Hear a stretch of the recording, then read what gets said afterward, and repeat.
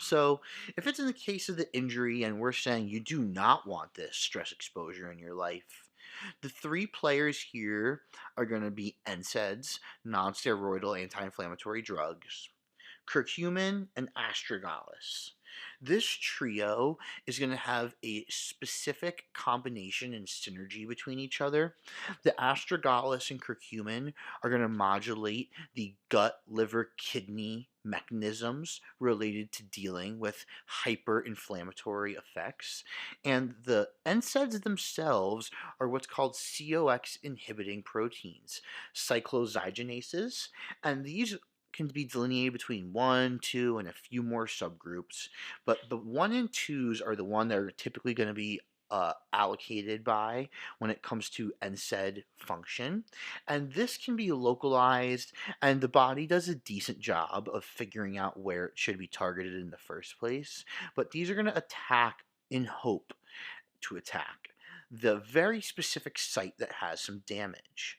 Now, the behavioral synergist or activity synergist here is change. Whatever you just did, do not attempt to do it again. It's going to impede with the motor pattern as well as the recovery. Do probably the exact opposite, but do not do nothing because, as I said earlier, the brain's always listening and looking to make change. So you need to get away from what you just did when it comes to behavior and activity as quick as possible while using that trio of supplements to thwart it. Now, if you're dealing with something that's just chronic stress, but something you need to adapt to, we're going to use the acronym PAN with two N's. So, shout out to everyone that grew up loving Step Brothers. So, it is PAN, in fact, PANN. So the P stands for protocol.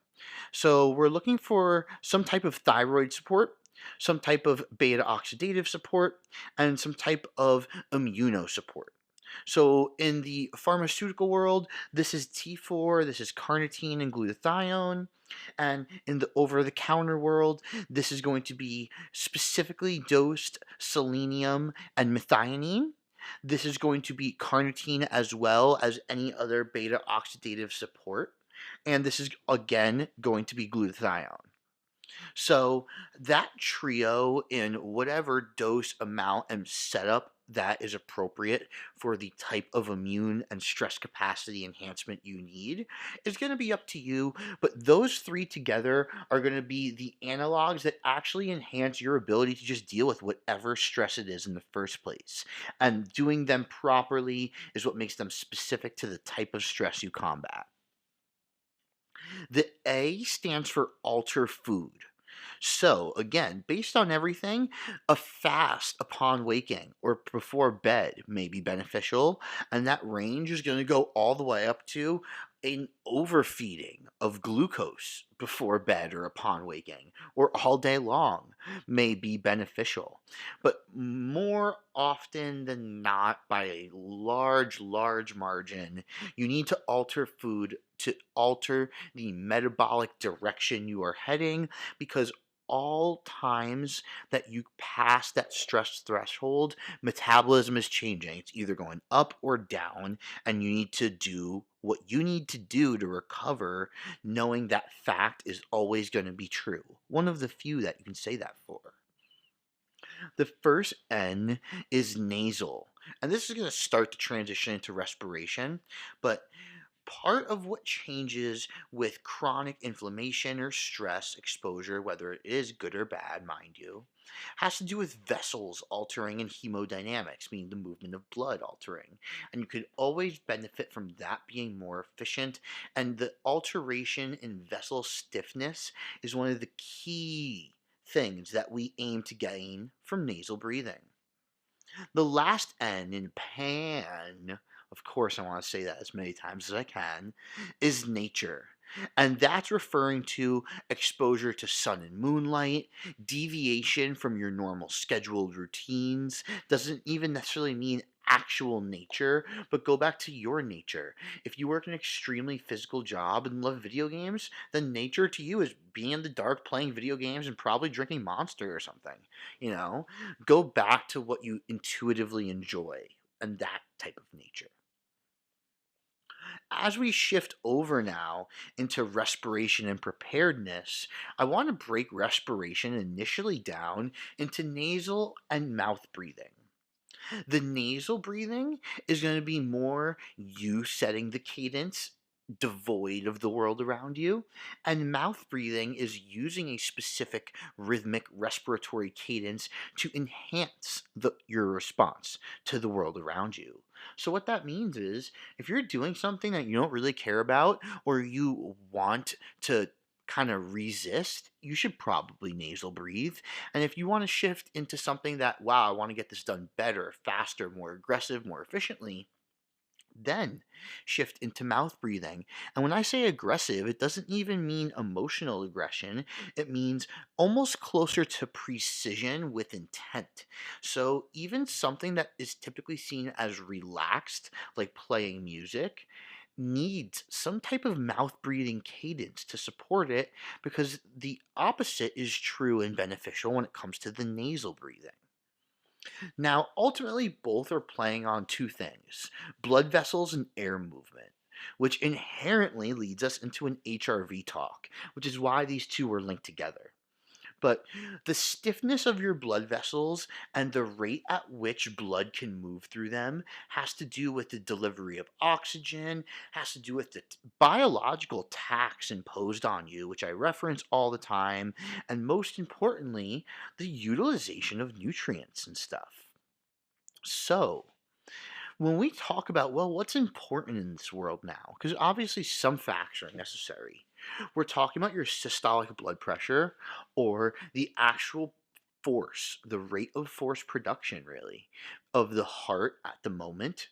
And we're going to kind of weigh that with our heart rate and specifically multiply it for all the nerds out there and get what's called our rate pressure product. And what we're really looking to do here is have a heart that can use very high values of rate pressure product, and then a human with that who doesn't get scared. And then, more importantly, get to very, very low values and have a human that's not asleep or useless. So, what we talk about when we're trying to be the most optimal breathing and cardiovascular human, at least, we're looking at flexible and cheap as adjectives here. And that really describes what HRV does from a measurement. Remember last time we talked about the three algorithms and that just exist to give us a quantifiable number? That's what they're really doing or attempting to measure with the value. But more importantly, we're going to briefly talk about how to improve and interpret an HRV number if you read it. So if you notice that you did something really stressful and you want to adapt to it and that HRV number was low, guess who's calling up Pan? And that's even if you need the help in recovery. But this is my effort in linking everything together for you guys. Now, let's say that you've been doing something that has been more of a monkey wrench in your life and that lowered your HRV. Now we're going to be looking at potentially the NSAID curcumin astragalus and change route as your potential for driving that up from a biological perspective. But what about a respiratory perspective? Because we also know that HRV values are acute. Just like getting blood work or using a pulse oximeter, it's just a snapshot or a screenshot of a human in motion. So then maybe you do some nasal breathing if you notice that your systolic blood pressure is a little high or you're a little tense with like your whole body. Some nasal breathing will loosen that up. Or maybe you notice that you have too many tabs in your head and you listen to a guided meditation or do some specifically long cadenced based mouth breathing. And then you do that and get that change. So, first and foremost, probably take your HRV twice. Take it initially and then kind of look at yourself and how you feel. Make a small intervention and take it again and then see if and how it changed so you can eliminate acute variables as a value in your HRV number. So now we would kind of have a truer HRV, if you will, right? Now we need to extrapolate that against, well, what are the current goals? How long have we been imposed with stress on us? And when is the next rest? Or when's that end outcome expected to come? Because we know a couple things. I'll give you two specific ones about HRV. One, and you probably figured this out by now, not only is it not linear, it's actually predictable in the curves. Now, that curve is incredibly individual and also specific to the individual participating in X task, but it is cyclic. You will find the trends eventually if you pay attention. Two, we also know that it must decrease before it supercompensates. And that doesn't mean that you have to be at the penultimate portion of your training or work or deals or whatever. It just means that before it gets to a high, it must go through a low. Now, that's going to allow you to make a lot more assessments acutely with breathing and respiration about what you need. So, let's say you recognize that, well, maybe I'm doing something really intense that involves only short bouts of work or short bouts of focus, but the pressure is immense. Now, that's typically going to correlate with something that might look like a lower HRV because of the blood vessel and neurohormonal needs that go along with doing something in the intense short bout high pressure range. So that is going to be the first way you look at things. Well, if I do something that's very constriction, high pressure, excitement and tension based, what's the opposite? The nasal breathing stuff, right? Because obviously there's a cadence and rhythm to anything intense. So nasal breathing is the way that you allow yourself to get on the fast track to recovery. Now, if you notice the opposite, you're sitting at a computer all day long, and this endurance like cognitive task and demand is what's weighing on you, then you need some type of rhythmic mouth breathing to get you to recover and get change going on that lets you go back to that later on, whether it's tomorrow or later that day. Ultimately, these four categories together make up health, in my opinion. And I want you to have your own definition of health, but mine is the opportunity to respond to your own life. So, immune, stress, respiration, and preparedness should all mean something to you in this chapter. Not chapter one of Super Brain Radio, this chapter of life that you're in. Health is something that is not an end outcome. You don't just get these blood scores once and you're like, I'm healthy now. Or you get to a body fat nap once and you're got health now. It's actually acute. Maybe the acute is 1 to 5 to 10 years, but it's still acute. So you're going to go through a biological and life is going to change in a way that forces your health to be defined slightly differently. I encourage you guys to go through assessments. And one new assessment I want to add to your rapport, because a lot of you have been exposed to several types that I've spoken about, is the Venn diagram. I love Venn diagrams, but the way I talk about setting it up is pick the domain. Pick the three aspects of the domain you picked that come to mind right away. Fill each bubble in with as much as you can that comes to mind with that specific trait, quality, item you picked out. Then fill in the in betweens, there'll be three of them, with efficiency, similarities, and synergy. Do not pick things and do not focus on what's reoccurring.